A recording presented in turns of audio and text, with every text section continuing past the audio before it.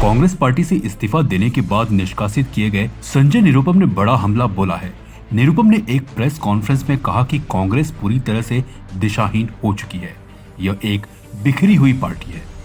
इसके बाद निरुपम ने कहा कि पार्टी में पहले एक पावर सेंटर हुआ करता था, अब पार्टी में एक नहीं बल्कि 5 पावर सेंटर हैं और पांचों की अपनी लॉबी है जो आपस में टकराती रहती है। इन 5 सेंटरों में सबसे पहले सोनिया गांधी हैं, दूसरे सेंटर में राहुल गांधी, तीसरे में प्रियंका गांधी और चौथे में अध्यक्ष मल्लिकार्जुन खड़गे और आखिरी में कांग्रेस महासचिव केसी वेणुगोपाल जी हैं। यह सब अपने प्रकार से राजनीति कर रहे हैं। निरुपम ने कहा कि इससे पार्टी के लाखों कार्यकर्ता निराश हैं। आपको पता होगा 1 हफ्ते पहले मैंने घोषणा की थी और वो घोषणा तब की थी जब महाविकास आघाड़ी की तरफ से शिवसेना ने बगैर कांग्रेस के साथ सहमति बनाए एक खिचड़ी चोर को हमारे क्षेत्र का लोकसभा का अगला उम्मीदवार घोषित किया। मैंने साफ साफ कहा था मैं खिचड़ी चोर के लिए काम नहीं कर पाऊंगा, क्योंकि भ्रष्टाचार एक बड़ा मुद्दा है। भ्रष्टाचार के मुद्दे पे कांग्रेस पार्टी हमेशा हाई मोरल ग्राउंड लेती है। अभी जो बची कुची शिवसेना है उसके प्रमुख परसों गए थे वहां रामलीला मैदान में और वो भाषण देते देते बोले कि भारतीय जनता पार्टी यानी भ्रष्ट जनता पार्टी।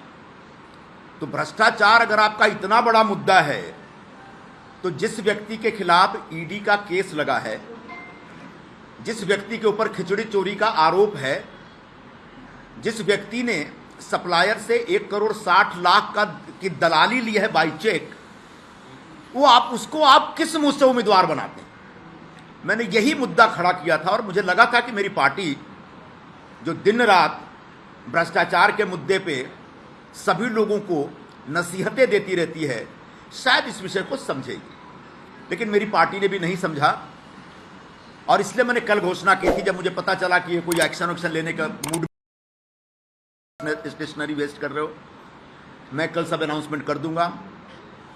मैंने रात को 10:40 पर खड़गे जी को अपना इस्तीफा भेज भी दिया था और मुझे लगता है कि उसके तत्काल बाद शायद उस इस्तीफे में कुछ ऐसे शब्द थे, ऐसा मेरा एक्सप्रेशन था, उनको लगा कि कुछ ज़्यादा हो जाएगा अगर हम चुप रहेंगे, तब उन्होंने इस प्रकार का एक फैसला किया। मतलब A4 साइज का एक कागज कांग्रेस पार्टी ने आखिरकार बर्बाद कर दिया, ऐसा मेरा मानना है। अब रह गई बात, कांग्रेस पार्टी ये सब क्यों कर रही है? कांग्रेस पार्टी इस समय एकदम से संरचनात्मक ढंग से देखा जाए तो बिखरी हुई पार्टी है। वैचारिक तौर पर तो दिशाहीन है, ऐसा कई लोगों ने कई बार कहा, कांग्रेस पार्टी के लोगों ने ही कहा, लेकिन संरचनात्मक तौर पर एक पूरी तरह से बिखरी हुई पार्टी है। पहले कांग्रेस में एक पावर सेंटर हुआ करता था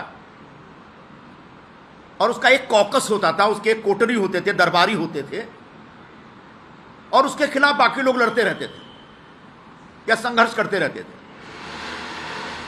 इस समय कांग्रेस पार्टी में 5 पावर सेंटर्स हैं। आप चौंक जाएंगे सुनकर के, लेकिन ये सब हमने अनुभव किया हुआ है।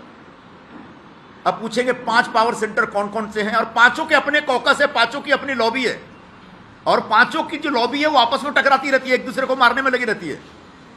और उसमें बहुत सारे लोग, हमारे जैसे लोग जो किसी भी लॉबी का कोई बाहरी हिस्सा नहीं है, वो अक्सर तकलीफ में रहते हैं। और मैं अकेला नहीं, ऐसे लाखों लोग हैं कांग्रेस पार्टी से जुड़े।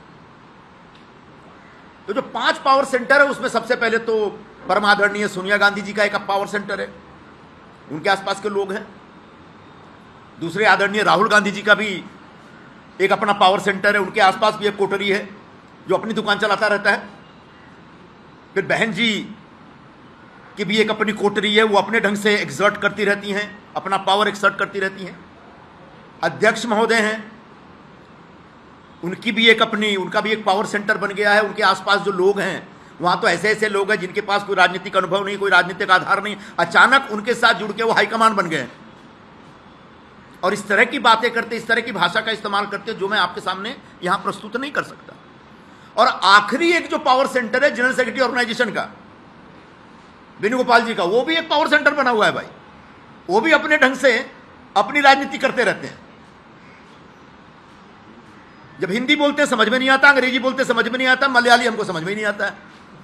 एक ऐसा आदमी पिछले इतने वर्षों से बैठा हुआ है और संगठन लगातार गर्त में जा रहा है, संगठन लगातार बुरे खराब दौर में, खराब हाल में। तो एक कांग्रेस पार्टी में जो ये टकराव चल रहा है लॉबियों का, उसकी वजह से